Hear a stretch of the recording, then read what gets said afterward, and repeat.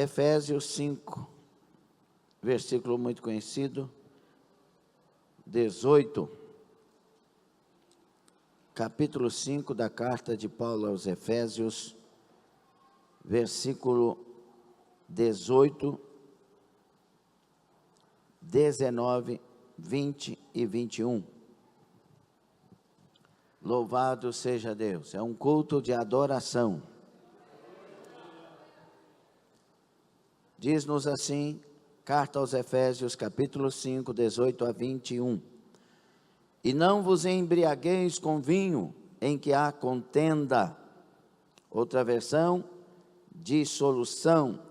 Mas enchei-vos do Espírito, falando entre vós com salmos, e hinos e cânticos espirituais, cantando e salmodiando ao Senhor no vosso coração, dando graças sempre por tudo a nosso Deus e Pai, em nome de nosso Senhor Jesus Cristo, sujeitando-vos uns aos outros no temor de Deus. Mas enchei-vos, fale esta frase, 1, 2, 3. Glória a Deus. Deus abençoe a todos, que o Senhor seja conosco e fale conosco neste seminário continuamente em nome de Jesus. Tome assento, se concorda, diga amém. Nós então estamos falando dentro do seminário Dúvidas e Polêmicas, agora sobre esse tema, o avivamento bíblico necessário para estes dias.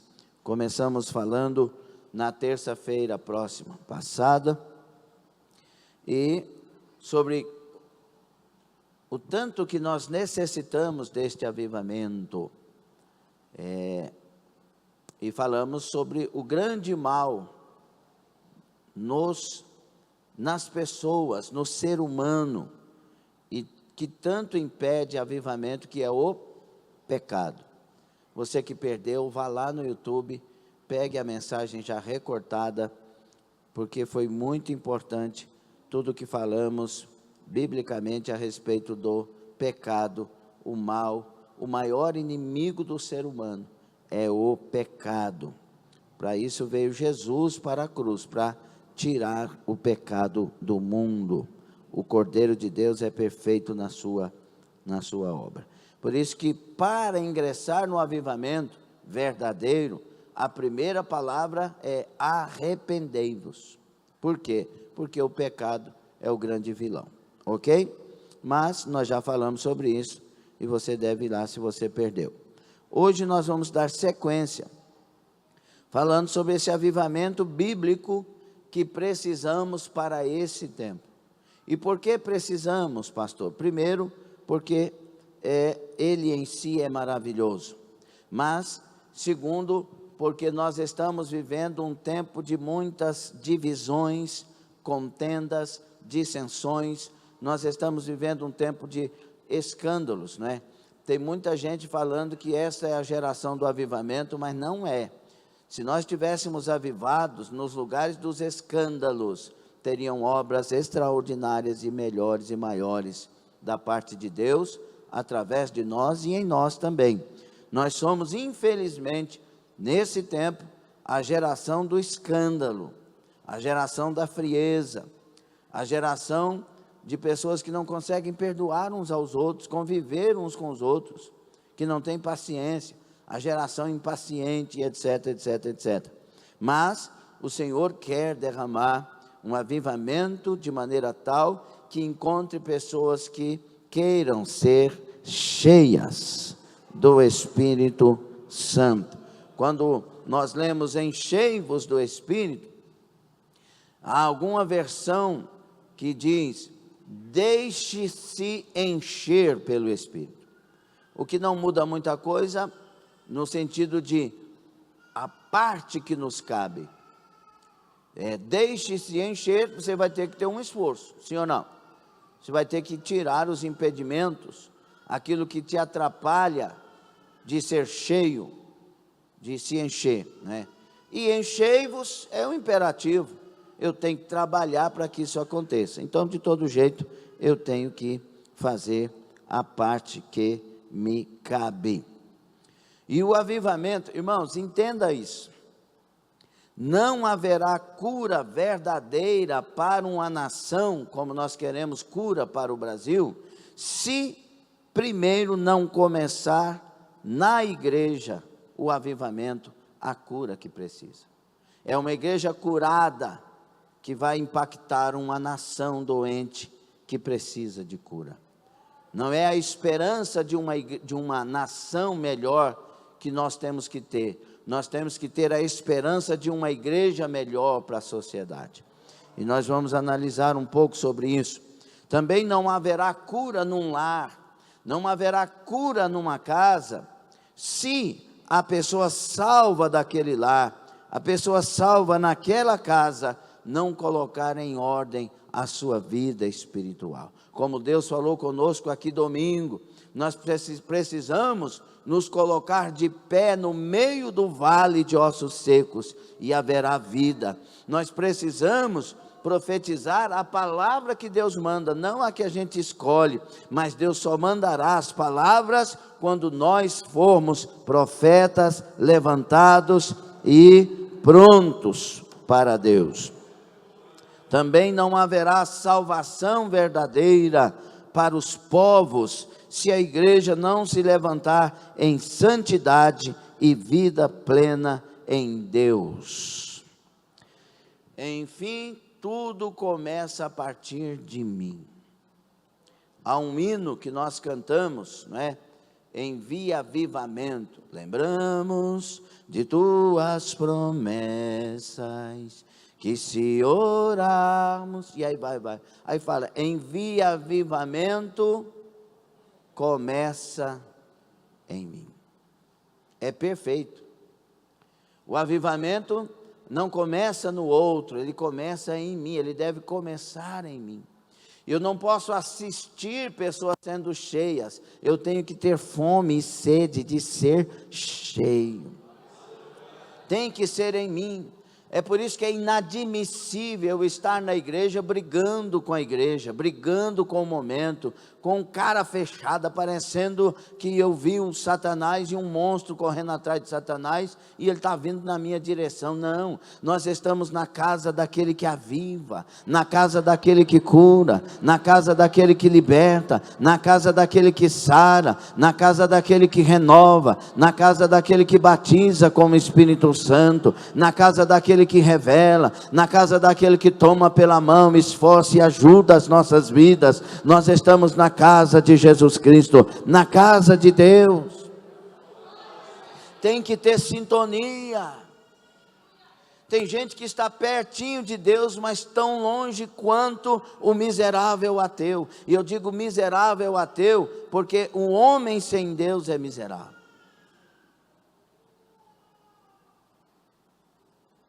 O nosso comportamento diante de Deus revela se há em nós uma intenção para com Deus.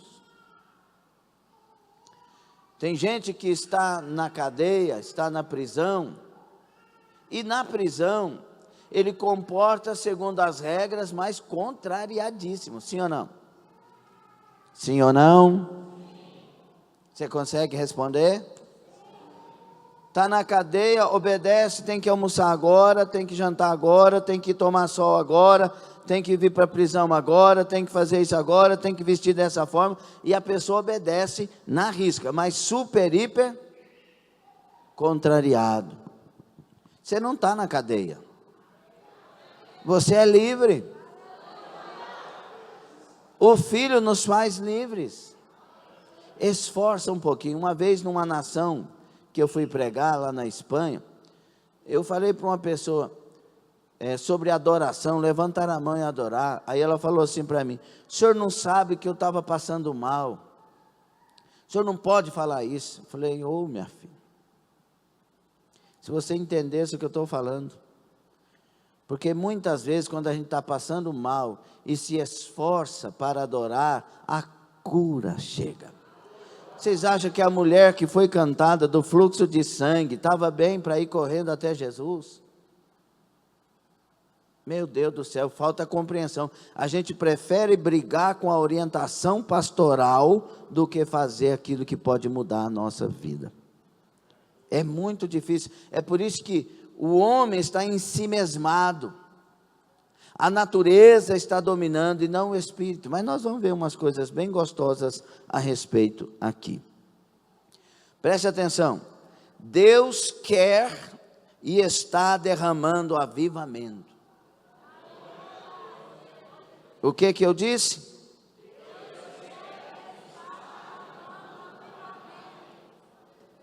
Quer ver na Bíblia? Isaías 44, 3. Ezequiel 39, 29. Diz assim, Isaías 44, 3.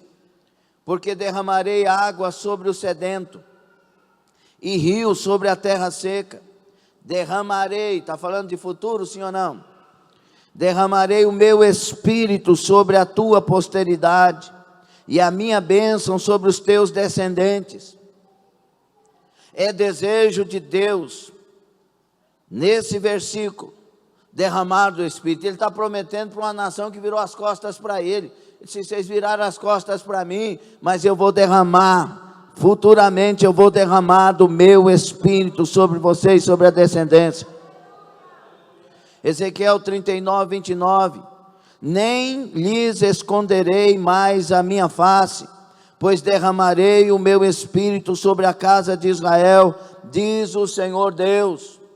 É promessa. Joel 2, 28 e 29, conhecido, versículo clássico do avivamento. E há de ser que depois derramarei o meu Espírito sobre toda a carne, e vossos filhos e vossas filhas profetizarão, os vossos velhos terão sonhos, os vossos jovens terão visões. O que ele está dizendo? Está dizendo que quando ele derramar do Espírito, ninguém vai ficar quieto. Tem vida, o corpo tem vida, o corpo tem movimento. Traz a mente para cá. Preste atenção. Agora em Atos dos Apóstolos 2, 16 a 21. Pedro diz assim, depois de pregar o Evangelho. Mas isto é o que foi dito pelo profeta Joel. Ele está lembrando a promessa que acabamos de ler, na pregação onde o Espírito Santo foi derramado, e os aproximadamente 120 em Atos 2, de 1 a 4 foram cheios, de 1 a 11 foram cheios. E ele diz, isso aqui é o que foi escrito pelo profeta Joel. E nos últimos dias acontecerá, diz Deus, que do meu Espírito derramarei sobre toda a carne.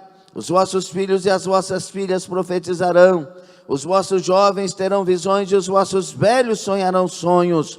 E também do meu Espírito derramarei sobre os meus servos, sobre as minhas servas naqueles dias, e profetizarão. E farei aparecer prodígios em cima no céu, e sinais embaixo na terra, sangue, fogo e vapor de fumo. O sol se converterá em trevas e a lua em sangue, antes de chegar o grande e glorioso dia do Senhor. E acontecerá que todo aquele que invocar o nome do Senhor será salvo. Essa promessa, derramarei, agora está se cumprindo a partir de Atos 2. E ele começou a derramar do Espírito Santo naquele dia. E esse derramamento agora, se você olhar para o grego e o tempo do verbo, é de forma contínua. Deus está derramando do Espírito em todo o tempo. Por isso que ele diz, eu derramarei sobre vocês e sobre aqueles que hão de vir e acreditar no meu nome, crer no meu nome. Ele está derramando do Espírito. Eu quero te dizer, para você que está frio, para você que está parado, para você que está aí do jeito, o Espírito está sendo derramado aqui, ó. O Espírito está sendo derramado aqui. O Espírito está sendo derramado aqui. Em todo lugar onde tiver uma carne humana, o Espírito está sendo derramado. Ele está trabalhando nos 4 cantos da terra. Depois você vai entender alguma coisa mais. O Espírito está sendo derramado e isso não falha. A pergunta é, o que é então avivamento bíblico? E eu coloquei algumas palavras aqui. 1 aos Coríntios 14, 8, Paulo fala assim: porque se a trombeta der som incerto, quem se preparará para a batalha? Ele está falando dos irmãos falando em língua estranha, que está querendo falar em língua estranha com todo mundo e não conversa em língua entendível, inteligível. Ele não está proibindo de falar em língua estranha. Paulo, ele diz: eu falo em línguas estranhas mais que todo mundo. Mas ele está falando: você vai fazer alguma coisa a respeito do outro, então fala de uma maneira que eles entendam, até que eles possam dizer amém. Como eles dirão amém se você fala uma língua que ele não entende? E ele está doutrinando os dons aqui. E Paulo está querendo dizer algo muito especial. É necessário que as pessoas entendam bem o que está sendo dito para que tenha a resposta que se espera. Então, como que as pessoas terão o verdadeiro avivamento? Se está ouvindo falar de avivamento, tanta coisa sobre avivamento, não é? Nós estamos aí ouvindo, nós vemos reuniões em estádios, em ginásios, milhares de crentes pulando, cantando e não sei o quê, mas as pessoas não mudam, a sociedade só piora, o número de divórcio aumenta, e de divórcio entre os crentes, o número de separação, perda de virgindade, perdendo, os jovens cada vez mais se perdendo nas faculdades. 70% dos jovens cristãos que vão para a faculdade deixam o caminho da fé. Será que essa fé é fraca? Ou estes não tiveram um encontro verdadeiro com Deus? Pode chamar qualquer ateu para ficar conversando comigo o dia inteiro, que eu não vou deixar Jesus. Eu tive um encontro com Ele, eu tive uma experiência com Ele, Ele me tocou de verdade. Mas por que está acontecendo isso? Se nós estamos vivendo um avivamento, e se os jovens estão avivados, por que 70% na faculdade desvia? Por que nós vamos lá nas prisões, e vamos encontrar lá os bandidos, tudo com o nome de Caleb, de Joel, de Jared, de Samuel, de não sei o quê? Está faltando o avivamento real, o avivamento bíblico, que impacta a pessoa, que muda a pessoa de verdade. Mas tem que ser pregado o que tem que ser pregado. O problema do ser humano e da falta do avivamento é o pecado. Nós já falamos. Tem que ter arrependimento, tem que ter mudança. E não é arrepender dos pecados primeiro que cometeu, não. É arrepender de ser uma pessoa pecadora. É mudar de atitude, é mudar de mente. Devemos tomar muito cuidado para não sermos enganados com relação ao tema. Muitas vozes falando sobre avivamento e sem vida de avivamento. Sons que produzem mais confusão do que esclarecimentos. Precisamos de discernimento e Bíblia no coração. A pessoa fala que está avivada, mas está odiando um fulano de tal, está fazendo campanha para não sei o quê. É uma coisa absurda. Está avivado, mas discute na internet com outro irmão escandalizando pessoas. Não, o camarada é do congresso que pega para 50 mil pessoas, e o outro é também do congresso que prega também para tantas mil pessoas, e está discutindo um com o outro na internet. Isso não tem avivamento, não tem. Se tivesse avivamento, não faria isso para escandalizar pessoas. Aí daquele pelo qual vem o escândalo. Aí você começa a ter uma igreja séria, que prega a verdade, que fala a verdade, começa a falar mal da igreja séria e dizer que a mensagem é dura, que o pastor não precisa ser assim. Nós precisamos de conversão. Nós temos que aprender o que é de fato avivamento. Mas para entender o que é avivamento, é mais claro dizer primeiro o que não é, para que não haja confusão. O que não é avivamento? Barulho e movimentos. O avivamento real pode trazer barulho e movimento, sim. Mas o barulho e o movimento não revela que tem avivamento. Tem muito lugar, nós fomos uma vez numa chácara, num final de semana, num retiro da igreja, que o camarada, pela misericórdia e bondade de Deus, não quer dizer que nós somos melhor do que ninguém, é um testemunho, ok? Ele falou assim: vocês são diferentes quando nós saímos. tudo ficando organizado, tudo certinho. Falou, diferente, como assim? Ele disse, não, tem umas igrejas que vêm aqui, quando ele sai, até camisinha a gente encontra. Que movimento é esse? Que movimento é esse que não traz perdão, que não traz comunhão, que não traz compreensão? O que não é avivamento? Línguas estranhas e manifestação de dons espirituais. A igreja de Corinto tinha todos os dons, tinha línguas estranhas, tinha manifestação dos dons espirituais, mas ela era vazia do Espírito. Tinha dissensões, brigas, divisões. Eu sou de Paulo, sou de Pedro. O outro lá, o grupo que era de Jesus era o pior grupo, porque só falava isso nominalmente, porque não queria obedecer a ninguém. A igreja que tinha um camarada que deitava com a esposa do pai, com a madrasta. A igreja sabia, não tratava. Tinha todos os dons. Isso é avivamento? Uma coisa eu já posso adiantar aqui. Mas mesmo assim Deus não mandou fechar a igreja. Deus mandou curar a igreja de Corinto. Terceiro, avivamento não é alegria no culto e muita organização. Ausência de provas e lutas. Isso não é avivamento. A igreja de Laodiceia era alegre. Não tinha falta de nada. Era organizada. Mas Jesus estava do lado de fora. Preste atenção.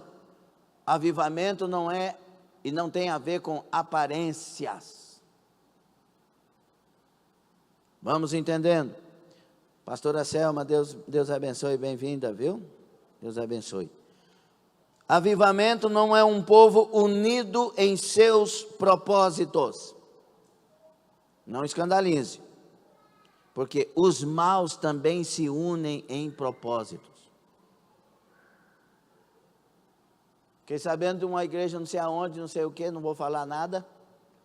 Só que estava indo nas outras igrejas, depositando sal grosso na porta das igrejas para fechar as concorrências.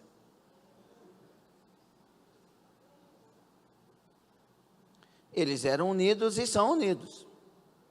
Está entendendo por que eu estou falando isso? Avivamento não é uma igreja cheia de obras de caridade. Os espíritas também são e fazem melhor do que nós. Avivamento não é evangelismo de rua, de praça, de porta em porta, etc, etc. As seitas também fazem isso. Avivamento não são belas oratórias e mensagens bem elaboradas. Hitler era um bom orador. Convenceu multidões. O que não dizer de Jim Jones? Em 1978, o fanático Jim Jones, da seita Templo do Povo, induziu 914 fiéis a suicidarem na fronteira da Guiana, com sua oratória, com seus argumentos. Henrique Cristo, ridículo, tem uma multidão seguindo. Luiz,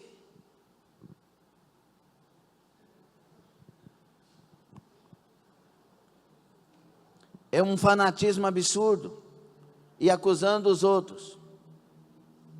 Oratória, não tem nada a ver com avivamento. Falar grosso, falar bem, gritar, falar manso, não revela avivamento. Revela técnicas, muitas vezes. Cada um tem uma característica. Paulo era mais manso, Tiago era mais duro, Apolo era mais eloquente. Cada um, não estou falando das características, eu estou falando que isso não representa avivamento. Não é, avivamento não é milhares de pessoas cantando e pulando em um estádio ou um ginásio. Não é. Então, o que é avivamento? Nós podemos estar em praticamente todos esses lugares onde eu disse que não é avivamento. Podemos estar, mas tem que ter acontecido primeiro algo dentro da pessoa. Avivamento é quando a vida de Deus vem para mim. E minhas atitudes agora são voltadas inteiramente para agradar a Deus. Você está entendendo isso ou não? Eu acho que não, me perdoe a sinceridade. É porque quando a minha vida está voltada inteiramente para Deus, eu mudo de lugares onde estou indo. Eu não falto culto. Por favor, com toda a humildade que eu não tenho. E eu não tenho humildade. Eu preciso, eu busco. Mas com toda a humildade que eu não tenho, por favor, me diga, cada culto aqui, você ouve ou não ouve palavra de Deus? Então, qual o motivo de faltar? Então, quando eu tenho avivamento, a vida de Deus veio para mim. Eu não estou falando da pessoa que não tem, entenda o que eu estou dizendo, não estou acusando ninguém. Quando eu tenho avivamento, a vida de Deus está em mim, Ele me atrai para as coisas dEle, Ele me atrai para ouvir as palavras dEle, Ele me atrai para a oração, Ele me atrai para os jejuns, Ele me atrai para perdão, Ele me atrai para coisas que são para a glória dEle. Então diga, avivamento é a vida de Deus em mim. A partir disso, as minhas atitudes agora são voltadas inteiramente para agradar a Deus.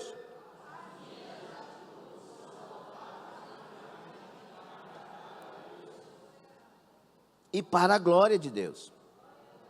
Isso é avivamento, simplesinho assim. Então, Deus derrama avivamento sobre nós. Só que Ele pode permanecer ou não. Pode esfriar ou não. Por isso que vem as advertências de Deus. Parece que Deus assim, eu falo usando antropopatismo e antropomorfismo na teologia, não é? Quando você atribui a Deus anatomia humana, sentimento humano, para a gente entender o que está acontecendo. Deus fica parecendo que preocupadíssimo, olhando para nós e dizendo assim: quem pensa estar em pé, cuide para que não caia. Não entristeçais o Espírito Santo. Ser fiel até a morte, dar-te a coroa da vida. Ser forte e corajoso. Não olhe para trás. Deus sempre falando conosco. Ao que vencer, ao que vencer, ao que vencer, as 7 cartas, Deus falando, ao que vencer, ou seja, batalha. O reino de Deus é tomado por esforço. A Bíblia diz, Paulo falando, sede fervorosos de espírito. Deus está buscando e falando para a igreja, acorda, desperta, levanta, não para, não cessa, não deixa de falar, não deixa de orar, não deixa de cantar, não deixa de adorar, não deixa de ser.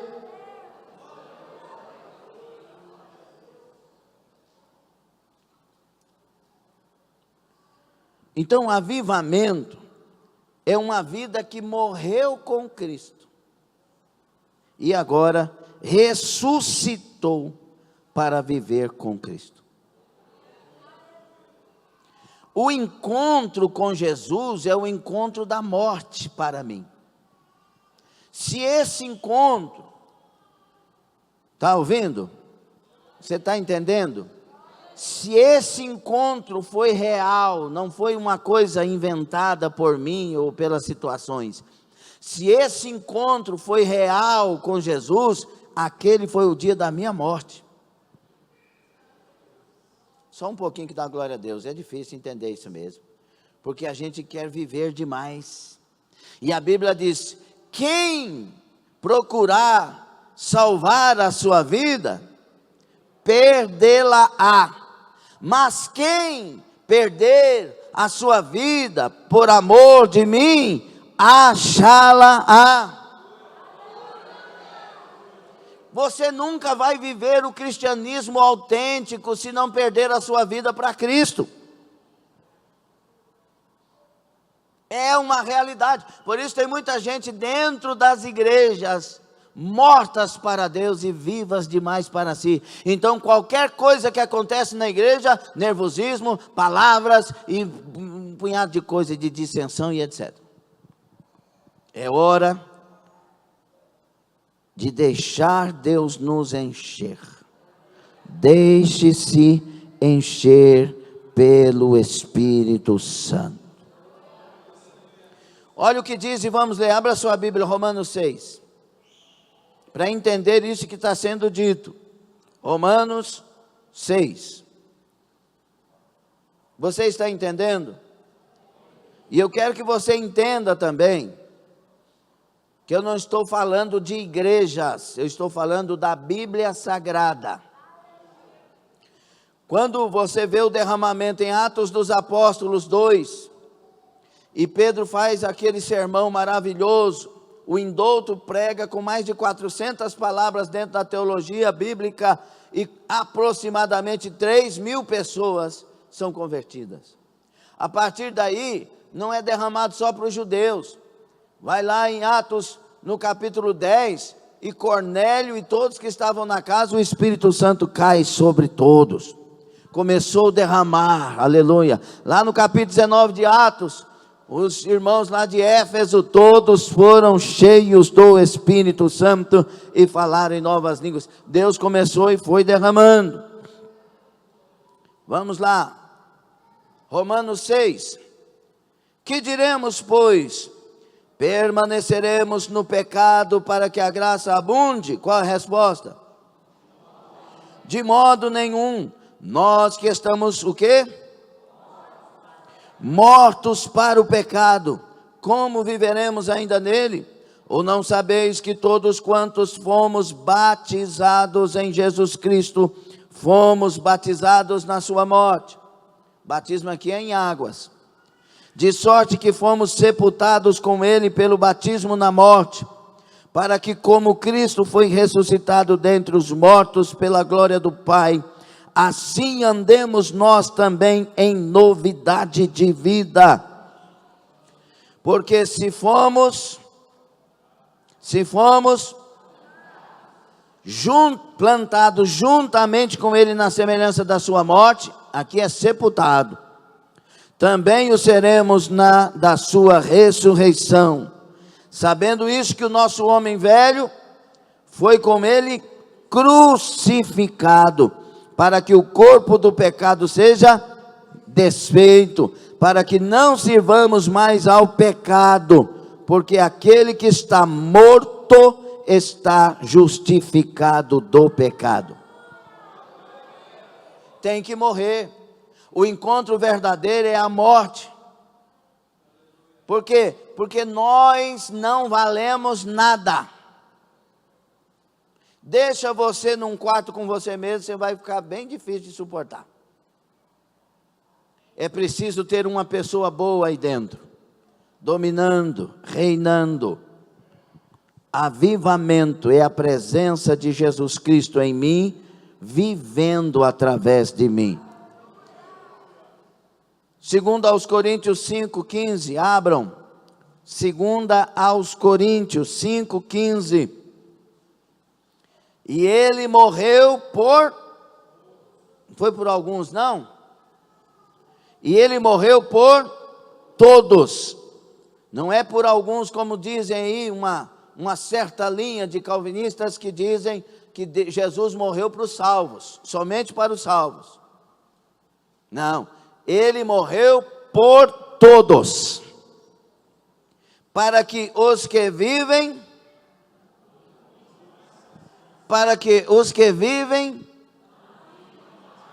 você entende o que é não viver mais para si?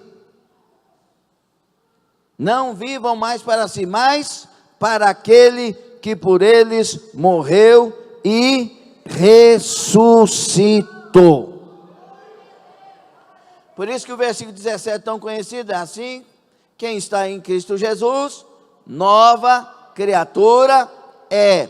As coisas velhas, o que você entende pelo contexto que é coisas velhas? Tudo que eu era, se passaram, e eis que, o que é tudo se fez novo? Avivamento. Gálatas 2,20, tão conhecido, vamos lá. Abram lá, depois da segunda carta aos Coríntios, Gálatas 2:20, tão conhecido. Paulo, o maior homem de Deus depois de Jesus Cristo no Novo Testamento. Ele diz: já estou crucificado com Cristo, e vivo, não mais eu, mas Cristo vive em mim. E a vida que agora vivo na carne, vivo-a pela fé do Filho de Deus, o qual me amou e se entregou a si mesmo por mim. Ele se entregou por mim, eu me entrego por ele. E já não vivo eu, ele é que vive. Não é a minha vontade, não é o meu querer, não é o meu propósito, não é a minha escolha, é o querer dele, a vontade dele, o propósito dele, a escolha dele. É isso que ele está dizendo. E o maior homem de Deus de todos os tempos, depois de Jesus, era esse homem, morto para si, vivo para Deus. Um homem que fez uma obra que não dá para descrever de tão grande. Um homem que padeceu o que padeceu, mas viveu para Jesus seguramente alegre. A alegria de Paulo era atender à vontade de Deus. Dá para entender por aí o que é avivamento? Você está vivo? Então morra. Porque nós acabamos de aprender que tem que morrer. Amém? Nós tínhamos que falar assim: quem está morto aí? Aí dá glória a Deus e aleluia. Quem está morto aí? Aí teve gente que ficou com medo de falar. Está vendo tanto que o povo é difícil? Eu morri para mim mesmo e eu vivo para Cristo. Aleluia.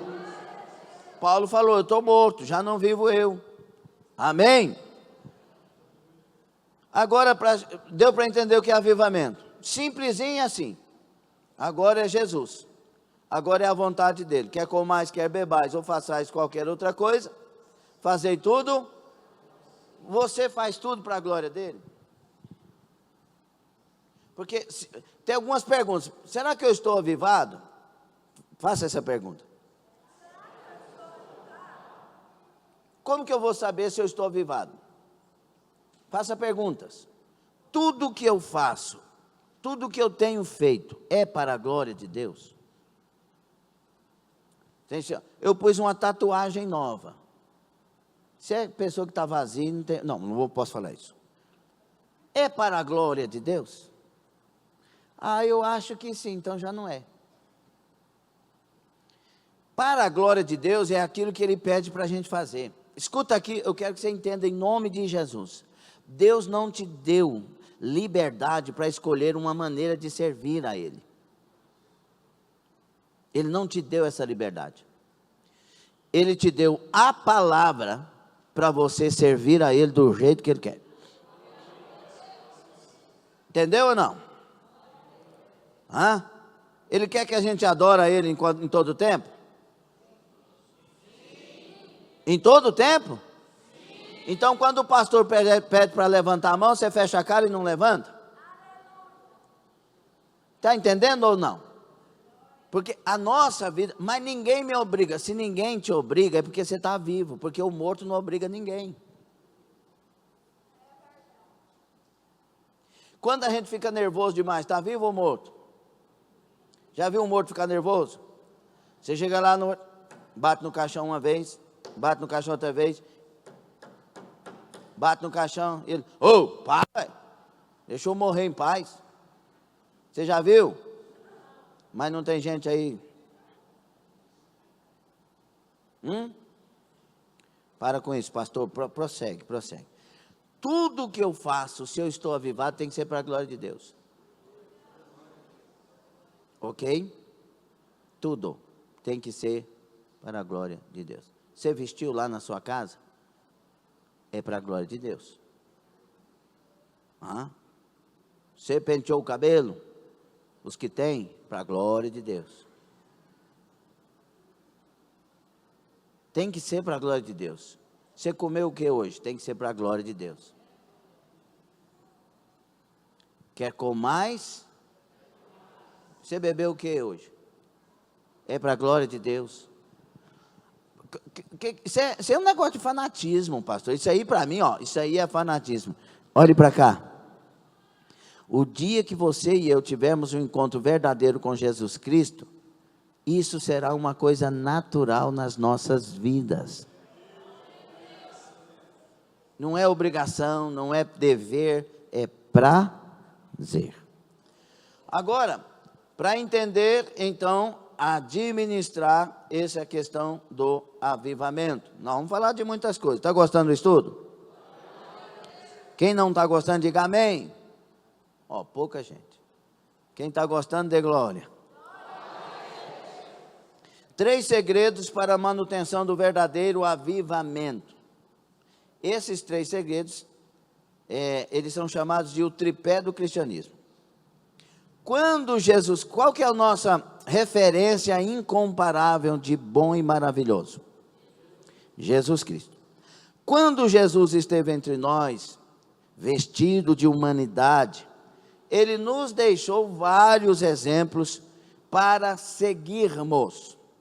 E ao seguirmos os exemplos, nos tornamos, somente seguindo os exemplos, nos tornamos Cristos pequenos, que faz aquilo que Cristo fez, que faz aquilo que Cristo faria.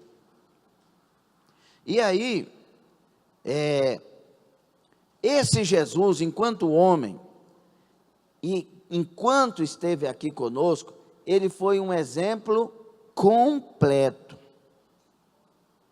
inteiro, e ele trouxe a nós claramente esse tripé do cristianismo, esses 3 segredos, que são, eu já falei aqui em outros estudos. Primeiro, diga ortodoxia. Mais uma vez. Ortodoxia quer dizer, em simples palavras, a doutrina correta. É a palavra de Deus de maneira correta. Ortodoxia. Em Jesus nós encontramos essa doutrina perfeita. Você chega para Jesus, no tempo de Jesus, e diz: o que o senhor veio fazer? Eu vim fazer a vontade do Pai. Ou seja, eu não vim aqui para fazer nada da minha vontade. E o cristão ortodoxo de verdade, ele faz a vontade de Deus. Ele veio para fazer a vontade do Pai, a vontade do Filho e a vontade do Espírito Santo, o triuno Deus. Amém?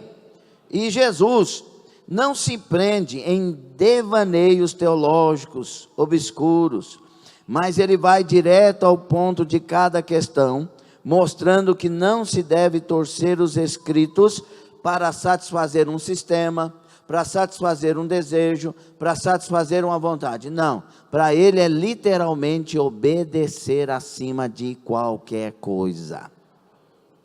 O crente verdadeiramente cristão, ele tem uma obediência irrestrita, não cega. Irrestrita. Foi Deus que falou, é bíblico, é verdade, então pronto, eu obedeço. Os judeus, eles mostram a nós, embora as discrepâncias com relação ao judaísmo e cristianismo, não é isso que eu quero falar, mas tem muita coisa que você aprende com eles. Por exemplo, quando eles leem na Bíblia que não pode comer carne de porco, aí chega para o judeu, ele não come carne de porco. Mas por quê? Porque está escrito. Mas por quê? Porque Deus falou. Mas por quê? Porque a gente obedece a Deus. Ele não quer questionar. Entendeu? É claro que no Novo Testamento nós temos lá Paulo falando que todos os alimentos são purificados pela oração e tal. Mas é a interpretação deles. Isso tinha, segundo alguns estudiosos, problema, porque no deserto, se comesse carne de porco, passava mal e etc, etc. Mas não vamos entrar nesse assunto. Mas Jesus, ele vivia a palavra sem questionar. A vontade de Deus sem questionar. E nós temos que ser essa igreja. Se a gente for preso, Paulo foi preso. Aí lá dentro da prisão, ele começou a dizer, a igreja não ora por mim, tá vendo? A igreja orou por Pedro e Deus tirou Pedro da prisão. Mas vocês não oram por mim, é por isso que eu estou preso. Não, Paulo tinha uma leitura correta. Eu estou preso porque Deus quer me usar para falar para os da guarda pretoriana. Deus tem um propósito nas minhas prisões, eu vou escrever carta nessa prisão. Por quê? Porque o homem que anda com Deus, se ele for preso, ele entende que é vontade de Deus. Por quê? Porque ele está andando com Deus. Quem anda com Deus, o diabo não pode tocar. 1 de João 5,18, os nascidos de Deus não vivem pecando, que de Deus é gerado, o maligno não lhe toca. Se você anda com Deus, não é o diabo, é Deus que está trabalhando, é o propósito de Deus. E você tem que levantar a sua vida espiritual para Deus. Paulo falou assim, tem um mensageiro de Satanás que foi enviado para me esbofetear, um espinho na carne, e ele foi orar a Deus uma vez, duas vezes, três vezes, e o Deus falou assim, não tem nada a ver com o diabo não, Paulo. Tem a ver comigo. O quê? O senhor que me botou esse espinho, fui eu. Não tem nada a ver com o mensageiro de Satanás. Tem a ver comigo. Eu te conheço, sei que você se exaltaria por causa das revelações, pelo homem que você é, pela sabedoria que você tem. Então eu pus esse espinho na carne para você ser fraco, porque na sua fraqueza eu te dou força, mas na sua força você perde a força. E Paulo disse, entendi, agora eu vou me alegrar. E Paulo se alegrou com o espinho na carne, porque quando sou fraco, Paulo diz, aí é que eu sou forte. Nas minhas fraquezas Deus me concede graça, eu me alegrarei. O homem tem que viver, ele tem que ser ortodoxo, entendeu? Sobre o avivamento, 3 pilares. Segundo, diga, ortodoxia é o conhecimento, é a doutrina correta. Agora diga, ortopraxia. O que é a ortopraxia? A prática correta. A prática da palavra. É por isso que Paulo, ele para de brigar com Deus, de orar a Deus para tirar o espinho. Não, Deus já me esclareceu, então é por aqui. Não é brigar com Deus, não é chatear com Deus, não é entrar em depressão porque Deus não abriu a porta. Não, é se alegrar, você é salvo, você tem Deus, você tem a presença de Deus, o seu nome está escrito no livro da vida, se é que não está na prática do pecado. Então, além de conhecer, praticar da maneira correta. A Bíblia diz que os mentirosos não herdarão, ficarão de fora, sim ou não? Quem mente, está de fora, acabou. Não é o pastor, não é o padre, não é o sincrético fulano de tal que está falando, é a Bíblia. A Bíblia é a palavra de Deus. Ela não contém, ela é a palavra de Deus. Então, ortopraxia, praticar as verdades. Quem aqui sabe que não pode mentir? Levanta a mão. Fica com a mão levantada que eu quero ver quem não sabe para me informar. Todo mundo sabe. Se você sabe, então ortodoxia. Mas quem aqui mente? Não precisa levantar a mãozinha. Você sabe se você mente. Então não tem ortopraxia. O diabo tem ortodoxia. Ele conhece a palavra mais do que a nós, do que nós conhecemos. Mais do que você, mais do que a mim, ele conhece, ele sabe por que foi escrito, ele lembra do tempo, ele passou pelo tempo das escritas. Mas ele não tem ortopraxia. Saber não é o segredo, viver é o segredo. Terceiro, diga, ortodoxia. Doutrina correta. Fala igual crente. Ortodoxia, doutrina correta. Ortopraxia, prática correta. Agora diga, ortopatia. Sentimento correto. Jesus conhecia, Jesus vivia, e ele falava e vivia e fazia com o sentimento correto. Tem gente que obedece a Deus por obrigação. Tem gente que vai jejuar por obrigação. Tem que ter sentimento. A obediência ao pai não pode ser por obrigação, tem que ser por prazer. Aí você pode chegar para mim e dizer nessa altura: pastor, o negócio é feio. Olha, não conversa não, presta atenção. Meu Deus do céu. Você pode chegar: pastor, está vendo o tanto que é difícil? Presta atenção. Se você for cheio do Espírito Santo, você terá prazer assim, em viver assim. Por isso que o segredo não é primeiro se esforçar para praticar, embora nós temos que fazer isso. O segredo primeiro é se esforçar para ser avivado.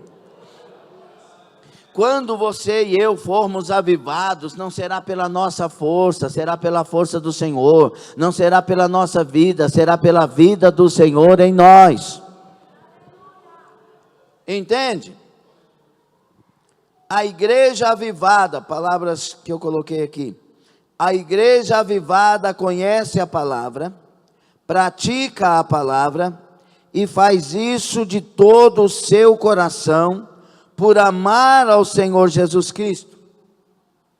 Então, o avivamento é amor de Deus em nós, e nós amando tudo que fazemos por amor ao Deus que ama.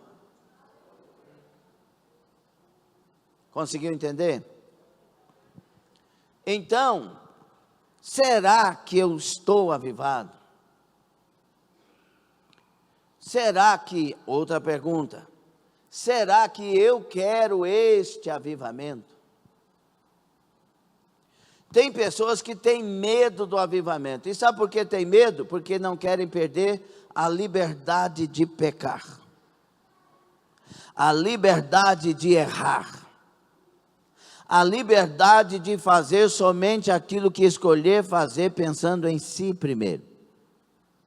Porque o avivamento vai tirar você daí. O avivamento vai tirar você do controle, vai tirar você do domínio, vai tirar você da cadeira das decisões e vai colocar Jesus Cristo. Então nós vamos entrar aqui nesse entendimento. Eu quero avivamento.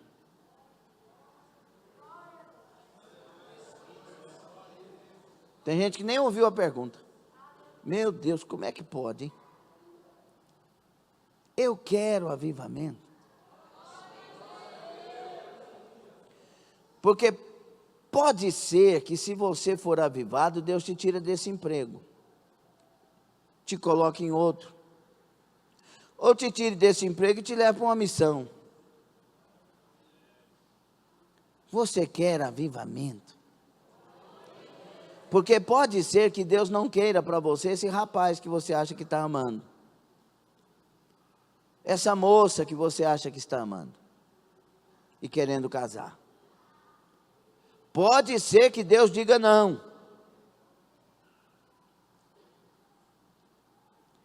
Você quer avivamento?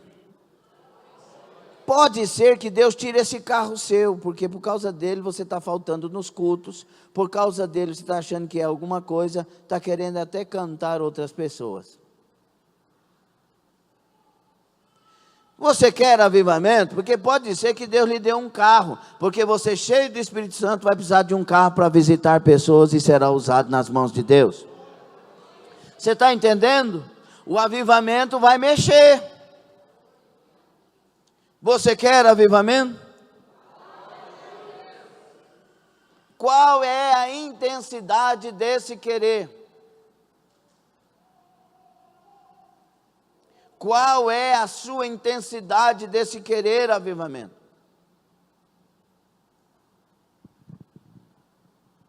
Vamos entender aqui, irmãos, algumas características de um povo avivado. O quê? Nós vamos ver em alguns segmentos. Primeiro, na igreja. Como saber se eu estou avivado na igreja? Depois nós vamos ver na sociedade. Primeiro, uma das provas, se eu estou avivado na igreja, é a mutualidade. É aquele negócio de como eu me comporto com o outro. Tem gente que é isolado na igreja, um avivado não isola. O avivado olha para as pessoas com um amor puro, até as que erram feio. Olha com misericórdia. Olha que silêncio.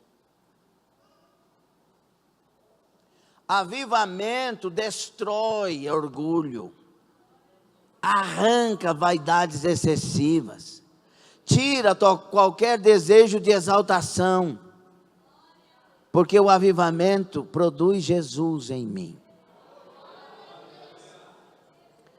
Então tem duas coisas que eu tenho que olhar para elas com relação a isso. Primeiro, sobre essa mutualidade. Mutualidade é a prática de uns para com os outros. Então, se existe avivamento na igreja, existirá comunhão. E essa comunhão se exterioriza, olhe para frente, se exterioriza a partir da minha vida e não do outro.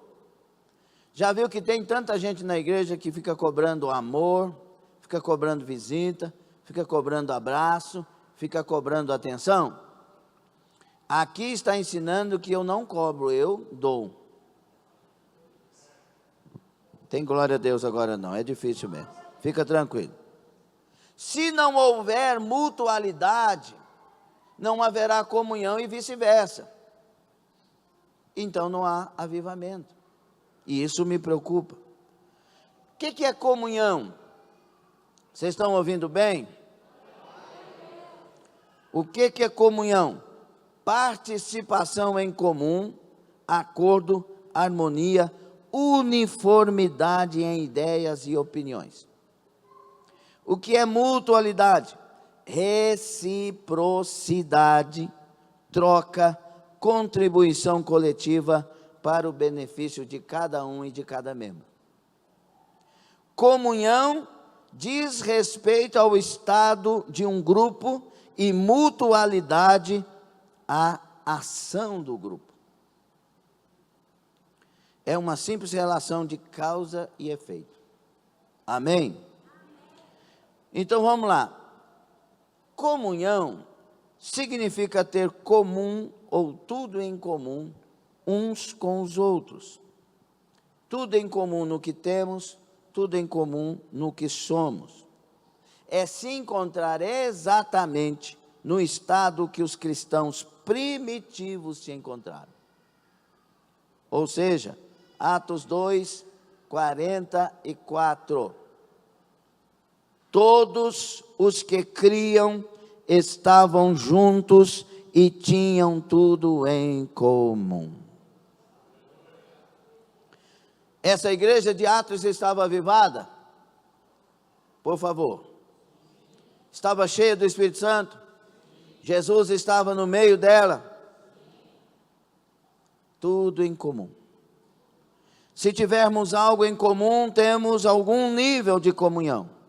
Por exemplo, temos o Espírito Santo. Quem tem o Espírito Santo? Então temos algo em comum. Nós temos uma visão de ganhar almas. Quem tem visão de ganhar almas? Temos algo em comum. Então vai. Eu sou dizimista e ofertante fiel. Quem é dizimista e ofertante fiel? Então algo em comum. A igreja, ela é igreja em comum. Comum união, comum unidade. Quanto mais temos em comum, quanto mais termos em comum, mais comunhão teremos. A prática que nos leva a termos mais em comum é a mutualidade. Quanto mais mutualidade, reciprocidade, mais comunhão. Essa palavra mutualidade é uma palavra latina, que quer dizer troca um com o outro, reciprocidade. Então, o João Antônio da Silva Coelho está precisando de um milagre. A igreja se une para orar por ele, aleluia. Isso une a igreja, isso abençoa o irmão, isso faz o irmão mais dentro da igreja. Tem pessoas que não têm coração para isso. Você ajuda, você chora, você ora, você contribui, você faz de tudo para a pessoa crescer. Depois que cresce, olha para você e pensa que você é inimigo. Isso é a morte da presença de Deus numa vida. Porque nós somos o povo de Deus. O povo de Deus tem que amar um ao outro. A Assembleia de Deus Filadélfia tem que amar a Assembleia de Deus Ministério de Anápolis. Essas igrejas têm que amar a Sarça Ardente Presbiteriana, Presbiteriana Batista, Igreja do Altíssimo. Tem que haver essa comunhão. Nós podemos discordar de certas atitudes e atividades que cada igreja tem diferente, mas a comunhão doutrinária para a salvação tem que ser uma só. No Novo Testamento grego, existem os imperativos de mutualidade, assim chamados por terem como característica o pronome recíproco, derivado da palavra allos, no grego, que quer dizer outro. Sua função é indicar uma relação de troca, de reciprocidade, de intercâmbio. A tradução dentro da palavra para isso que estamos falando são todas as vezes que nós lemos na Bíblia, um ao outro, um para o outro, e palavras correlatas. Essas palavras, diga-se de passagem, elas existem 50 vezes, cerca de 50 vezes no Novo Testamento, para você ver o tanto que é importante. Então, quais são estas palavras? Se você quiser anotar, fica esperto aí. A Bíblia diz por algumas diversas vezes, amai-vos uns aos outros. Essa é a base da mutualidade. Se você sai da igreja porque não está bem com o irmão, você acha que está vivendo isso? Porque se nós nos amamos uns aos outros e eu não estou bem com você, primeiro, não vou sair da igreja por causa disso. Segundo, eu vou trabalhar a restauração disso. Porque existe uma comunhão. Porque errar, todo mundo erra. Meu pai já errou comigo, minha mãe já errou comigo, eu já errei com meu pai, já errei com a minha mãe. Por que o senhor usa esse exemplo? Porque são as pessoas físicas que nós geralmente mais amamos.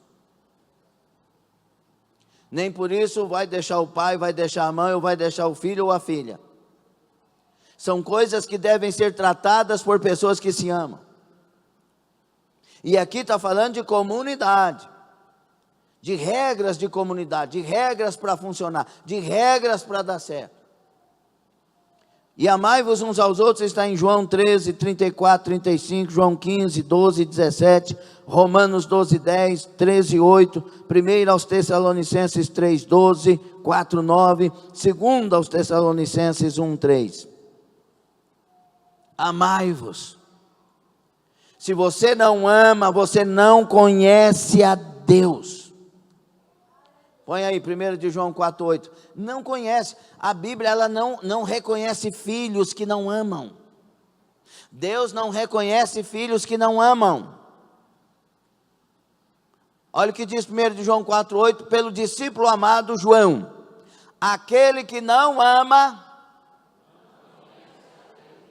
Por quê? Se eu estou avivado, tem amor. Porque Deus está em mim, o amor então está em mim. Quem não ama não conhece a Deus, não experimentou Deus, não teve intimidade com Deus. Pastor, mas esse negócio é difícil. Não é difícil, porque se a presença de Deus vier para nós, já estará em nós. Por isso que a coisa que a gente tem que mais sonhar, mais lutar, é de ter a presença de Deus em avivamento real em nós.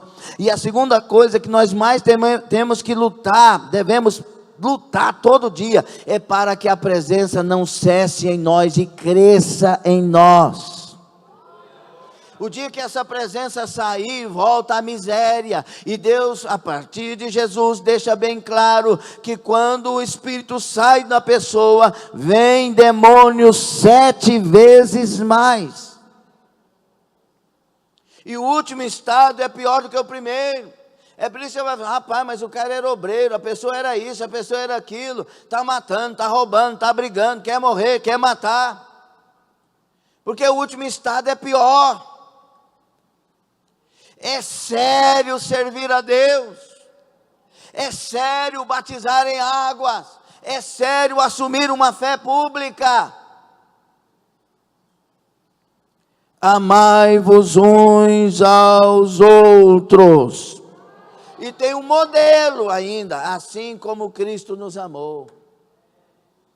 Aí tem gente que ama, mas não anda junto. A gente já pensou Cristo amar a gente assim? Ó, eu te amo, Gonçalo, mas ó, é um amar de perdoar de verdade ao ponto de andar junto. É um amar de respeitar as pessoas que erram. É um amar de verdadeiramente tirar as palavras e colocar as atitudes. Amai-vos uns aos outros como Cristo. Segundo, mas isso aqui é difícil para quem não ama, irmão. Quem não ama e pensa que ama vai dizer assim, está vendo? Esse povo não me amou. Ah, o fulano não fez isso para mim, o pastor não fez, a pastora não fez, o obreiro não fez. Entendo o que eu disse lá atrás. Avivamento não espera dos outros, é a gente que dá. É a gente que ama, é a gente que perdoa, é a gente que compreende, é a gente que ora, é a gente que vai atrás, porque mais bem-aventurada coisa é dar do que receber. Amai-vos uns aos outros. Segundo, ensinai-vos uns aos outros. Eita, isso aqui, os exaltados não aceitam de jeito nenhum. Não, você podia, já te corta. Eu sei, se falar não. Que sabedoria maligna, hein? Porque o sábio ouve. O sábio sabe responder. Está em Romanos 14, 19, 15, 14, Colossenses 3, 16, 1 Tessalonicenses 5, 11, Hebreus 3, 13, 10, 25. Saudai uns aos outros. Saudai-vos com ósculo santo, diz a Bíblia, né? Até com beijo. Um homem não fica bom para a nossa cultura. Mas você vai lá para a Espanha, para aqueles lugares lá, vem aqueles jogadores tudo suado, um no outro, aqueles barbudos. Para a nossa cultura não funciona muito. Mas aqui está dizendo de ser solidário, de dar atenção, de ter carinho. Saudai. Tem gente que vê a gente na rua e corre para não dar a paz do Senhor. Porque se você der a paz do Senhor, ele vai ficar com vergonha. Sim ou não? Já contei para vocês, eu dei a paz do Senhor para um rapaz, aquele tanto de gente assim lá na empresa lá em Goiatuba, e aí eu falei, nossa, agora eles vão, é uma maneira da gente evangelizar, dar a paz do Senhor no meio de muita gente, né? E eu queria que todo mundo soubesse que eu tinha Jesus agora. O Zacarias piadista agora tinha Jesus. Aí eu cheguei perto dele assim, falei, paz do Senhor, meu irmão, perto de todo mundo. Ele olhou assim. Nossa, eu fiquei vermelhinho com a mão assim.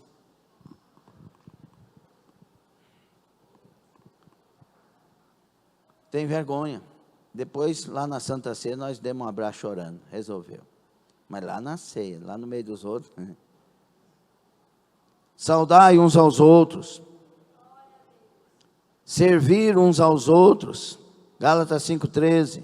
João 3,14. Sujeitai-vos uns aos outros. Efésios 5,21. 1 de Pedro 5,5. Dê presentes uns aos outros. Oh, glória. Ester 9,19, 22. Não julguemos uns aos outros. Romanos 14, 13. Tiago 4, 11, 5, 9. O mesmo sentimento uns para com os outros. Romanos 15, 5. Ser hospitaleiro e receber uns aos outros. Romanos 15, 7. 1 de Pedro 4, 9. consolar e ter cuidado uns com os outros. 1 aos Coríntios 12, 25. 1 aos Tessalonicenses 4, 18.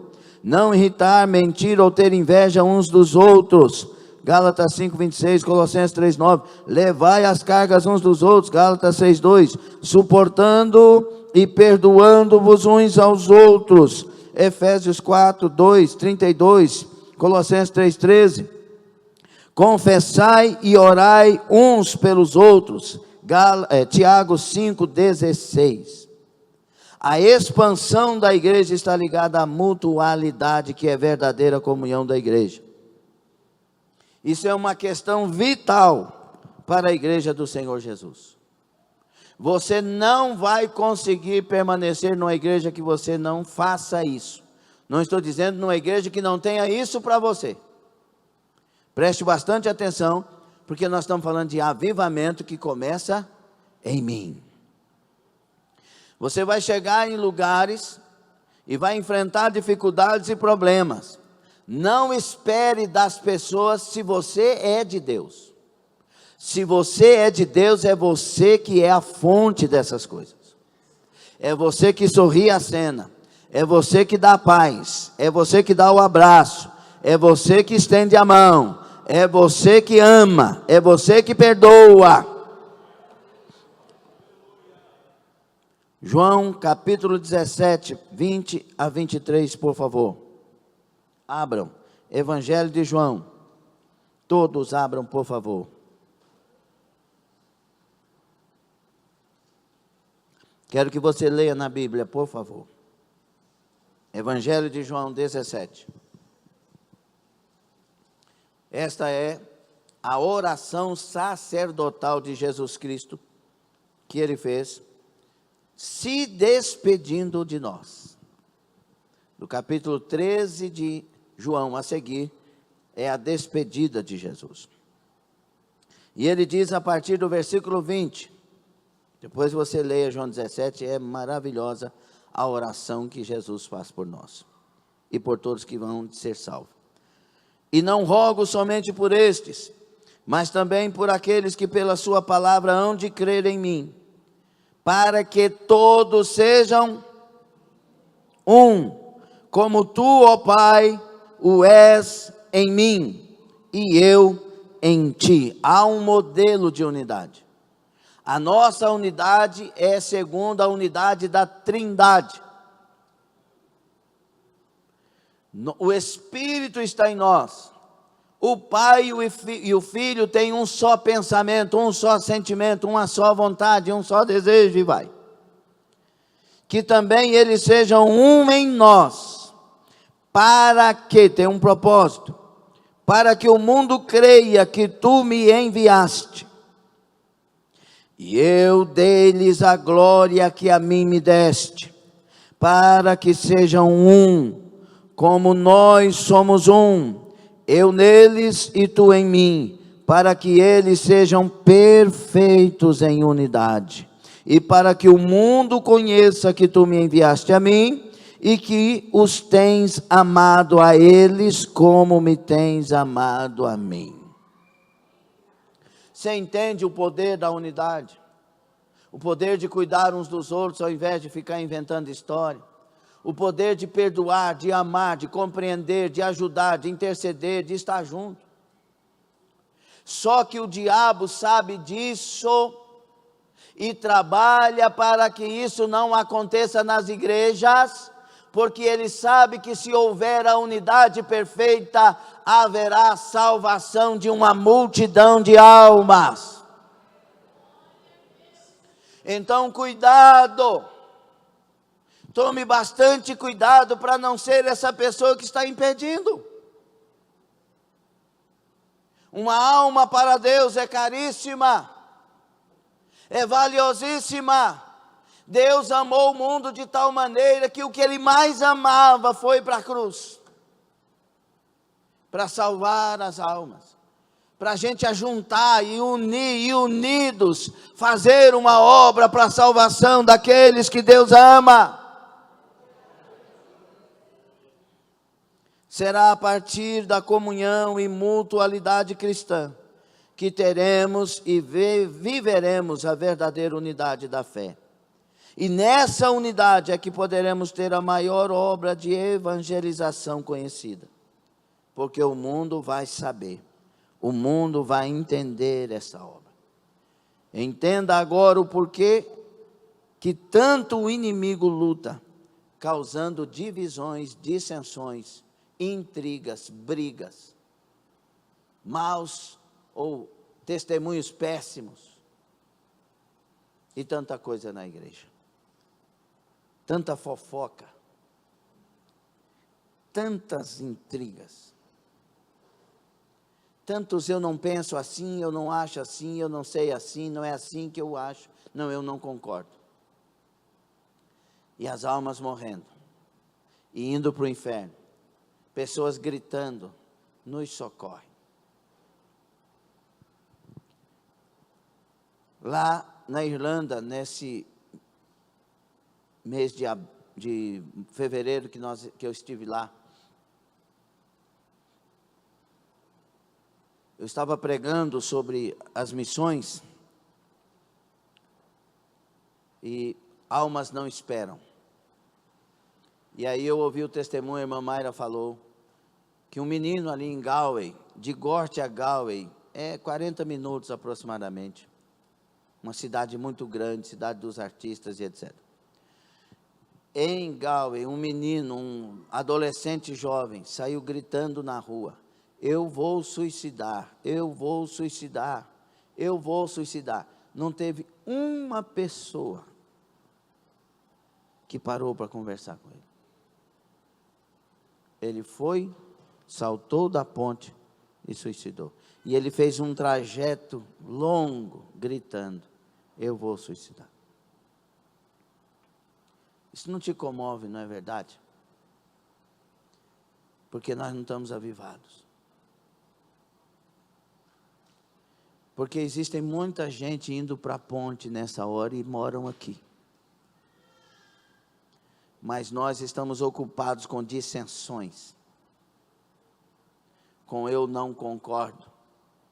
Eu não faço. Ninguém me manda. Eu sou assim. Eu te convido a morrer nessa noite. Eu te convido a deixar de ser assim.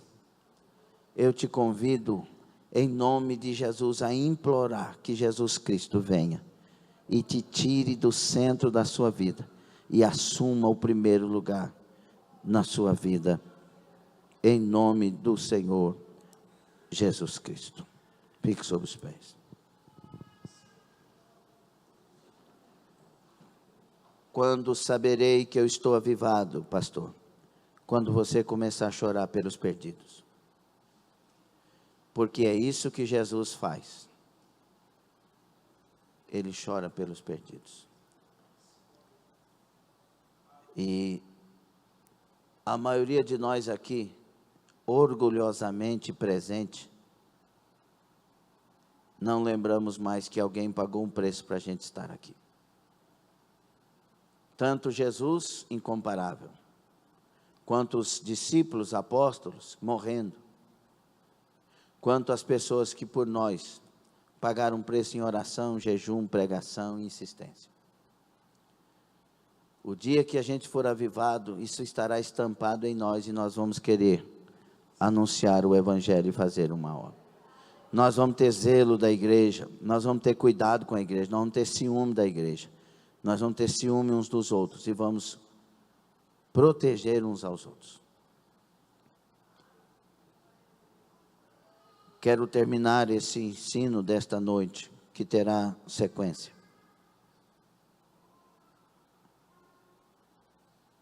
Com um silêncio. Porque a igreja que Jesus espera não está viva. A igreja que Jesus espera, ela está morta. Mas eu quero te lembrar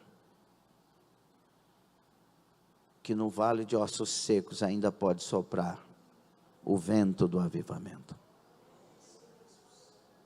Poderia ter vida esta igreja? Sim, e terá. porque o Senhor continua derramando avivamento. Ele vai achar pessoas que queiram ser cheias de verdade.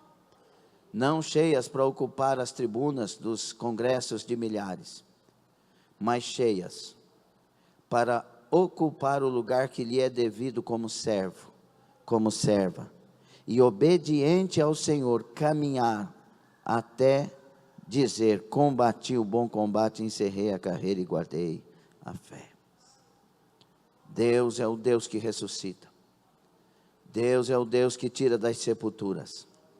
Deus é o Deus que em tempos de crise, de frieza espiritual, escolhe achar homens e mulheres, jovens, adolescentes e crianças, que digam: eis-me aqui, Senhor, eu quero ser canal de avivamento nesses dias. Eu quero, eu escolho, eu faço o que tu queres, ó Deus. Venha para mim e que já não viva eu. Você que vive uma vida na prática do pecado, está atrapalhando esse avivamento. Pastor, então eu estou sendo mandado embora? Não, você está sendo convidado a confessar e abandonar esse pecado. Uma igreja unida em santidade alcançará bairros e cidades inteiras, impactará nações. Veremos nesse estudo o quanto que o avivamento mudou cidades inteiras e até nações. Que você não seja um empecilho, mas que seja um instrumento de avivamento neste tempo, em nome de Jesus Cristo. Senhor meu Deus e Pai, aqui estamos, com todo o peso, com todo esse peso, mas olhando para Ti, crendo que o Senhor é Deus de bondade e misericórdia, que destruirá o pecado, o impedimento, a barreira, que moverá de tal maneira, que se não aqui, o Senhor nos levará ao lugar onde o Senhor terá liberdade de derramar avivamento, e de levantar um povo ganhador de almas, porque foram ganhos, um povo alegre que adora, porque converteram, e o Senhor está habitando nele. A partir de mim, Senhor, tira o que não agrada, tira o que o Senhor não aprova, lava-me no sangue de Jesus, e nos levanta para um tempo de avivamento, o último deles, e o melhor deles, uma colheita maravilhosa na terra.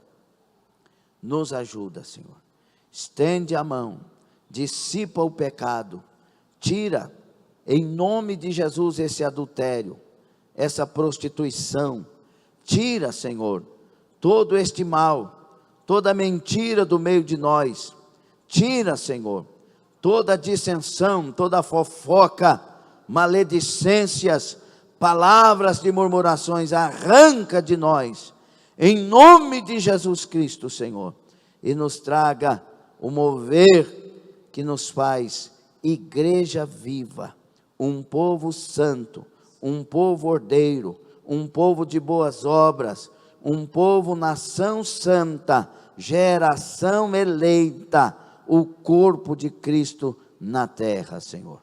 Eu rogo a Ti, que esta oração chegue até o Senhor, e se 2 ou 3 concordar comigo, Senhor, que ela seja ligada na terra e no céu, e que haja respostas urgentes, para a glória e louvor do Teu nome, em nome